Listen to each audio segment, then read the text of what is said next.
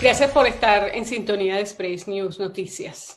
El proceso de paz en Colombia está cumpliendo 5 años desde que se firmaron los acuerdos entre el expresidente Juan Manuel Santos y la entonces guerrilla Fuerzas Armadas Revolucionarias de Colombia. Para hablar de este aniversario y hacer un análisis de lo que ha sido el proceso de paz y las perspectivas para el futuro, para hablar de esto estamos invitando a Miriam Ojeda, quien es consejera de paz para Europa. Bienvenida, Miriam, a Express News Noticias. Bueno, muchísimas gracias, María Victoria, y a todo el equipo de Express News por esta invitación en esta fecha tan importante para nuestro país. ¿Qué significan estos 5 años y qué balance puedes hacer? ¿Qué tan positivo cuáles son las perspectivas de lo que ha pasado en este tiempo? Bueno, lo positivo es que definitivamente una proporción importante del pueblo colombiano ha entendido que la paz es un bienestar, que es importante que el país transite del conflicto armado hacia una nación donde los podamos resolver los conflictos de forma no violenta. Y más personas, cada vez, tanto dentro como fuera del país, pues se han acogido a esa premisa y trabajan de una manera u otra para que finalmente en algún momento podamos decir que hemos hecho una transición de la guerra a la paz. Sí, y en términos que estos 5 años, ¿se puede decir que la paz está más cerca para que llegue a los colombianos? Bueno, depende de dónde estás ubicado en Colombia. Te va a responder esa pregunta de alguna manera. Porque la paz pues es un bien, es un valor humano, pero para que sea concreta deben darse una serie de reformas sociales y económicas, de orden político y hasta culturales para que esto suceda. Entonces, si tú estás en este momento, eres una ciudadana viviendo en la región del Chocó y yo te voy a hablar de cómo van los 5 años del acuerdo de paz, seguramente te pondrás a llorar, porque a lo mejor has vivido nuevos desplazamientos y nuevos hechos revictimizantes. Pero si tú eres un mediano, pequeño empresario de tal vez una región intermedia en Colombia, vas a ver que has podido exportar tus productos. Si estás en el sector de la industria del turismo, vas a ver que te ha generado mucho más ingresos el estar en paz que estar en guerra. Entonces depende de dónde se mire, pero ciertamente a nivel general el acuerdo de paz sigue en un 40%, más o menos en un 40% se ha implementado y entre un 60-65% sigue sin implementar. Lo más complejo es que lo poquito que se ha implementado no se ha implementado de una forma integral, sino como en proyectos muy específicos y resulta que se requiere que esa implementación sea todo un sistema, tenga un ecosistema integral que lo pueda sostener. Y ese, diría yo, es donde más tenemos retos. Ahora, el proceso de paz no solamente tiene que ver con lo que hacen las instituciones, sino con lo que hace la gente. ¿Sientes que desde parte de los partidos políticos, de las organizaciones sociales, entienden los alcances de este proceso?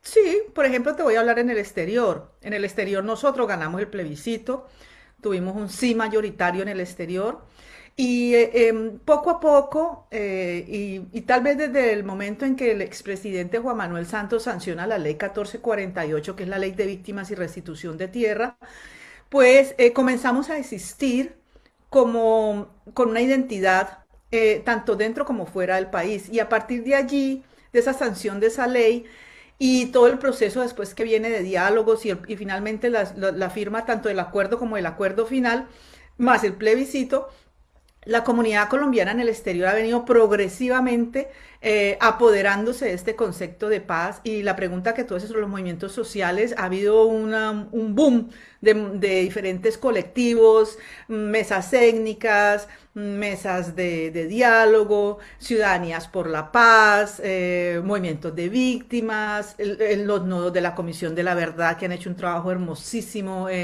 a través del arte para contar los relatos de las historias de vida de las y los exiliados.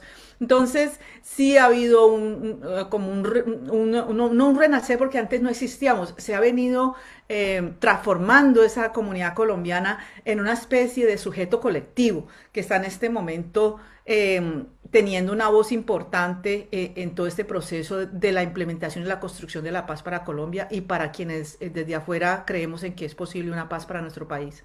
Pese a eso, a estas alturas, ¿cuál es la gran traba para que no se hable en Colombia de que hay paz y de que todavía hayan elementos para que no se, que en el futuro cercano no sea tan visible? Bueno, lo primero que te decía es la no implementación integral. O sea, no, tú tienes un conflicto armado por 60 años donde hay territorios completamente copados por los actores armados. Uno de los actores más importantes sale de la escena, sale del territorio y queda el territorio al descubierto, sin protección del Estado. Y han pasado 5 años y el Estado sigue ausente. Entonces, al Estado seguir ausente en esos territorios, pues imagínate quiénes van a tomar entonces control sobre ese poder territorial. Por eso el acuerdo de paz ahondó mucho en este concepto que el ex alto comisionado de paz, Sergio Jaramillo, trabajó a profundidad que se llama todavía la paz territorial. La paz territorial permitía que saliendo uno de estos grupos armados, que tenía más fuerza y más poder y control territorial, era el Estado el que llegaba con todo un programa integral de paz territorial para evitar precisamente que otros grupos y residuales y disidencias se apoderaran de esos territorios y volviéramos a regenerar otro círculo de violencia. Pues no pasó, el Estado no llegó, obviamente, por lo que hemos visto en todas las estadísticas y en todos los reportes y en todos los análisis y en todos los informes, y pues basta nada más con ver las noticias y hay desplazamientos, hay muertes, hay asesinatos a líderes sociales, excombatientes pasaron la cifra a los 300 que han asesinado, hay de nuevo desplazamientos masivos. Ayer y antier recibimos noticias muy preocupantes en Tumaco con la comunidad Agua, que están más o menos 12.000 se han desplazado. Entonces, claro, son cosas que no salen en las noticias y la gente no se entera, pero la realidad en los territorios es muy distinta a la realidad de Bogotá, de Medellín o de Cali. Ya. Ahora, el año que viene, Colombia va a tener un proceso electoral, se van a escoger nuevas autoridades. ¿Crees que con los cambios y con este proceso democrático que se vaya a dar el año que viene, el proceso de paz pudiera beneficiarse? ¿Qué se necesita para llegar a eso? Pues todo depende de quién quede en esas administraciones. Si queda una administración que está en pro de implementar y de mejorar y de desarrollar lo postulado en los acuerdos de paz, pues yo creo que va a haber voluntad política, porque entonces los recursos irán a donde tienen que ir y las políticas públicas se van a implementar.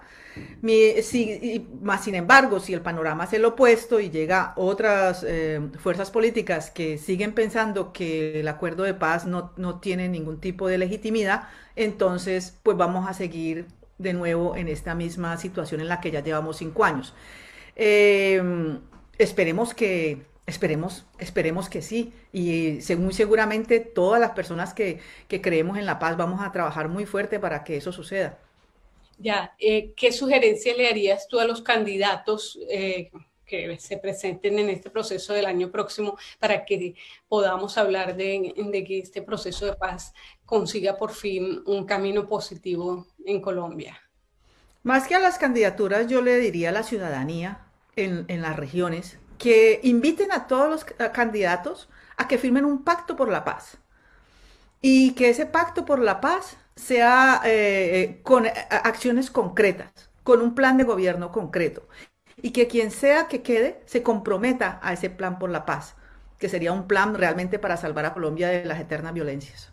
Bien, muchísimas gracias, Miriam. Estábamos conversando con la comisionada de Paz para Europa, Miriam Ojeda, con quien conversábamos especialmente de este 5º aniversario desde que se firmó el acuerdo de paz en Colombia entre el entonces presidente Juan Manuel Santos y la guerrilla Fuerzas Armadas Revolucionarias de Colombia, FARC.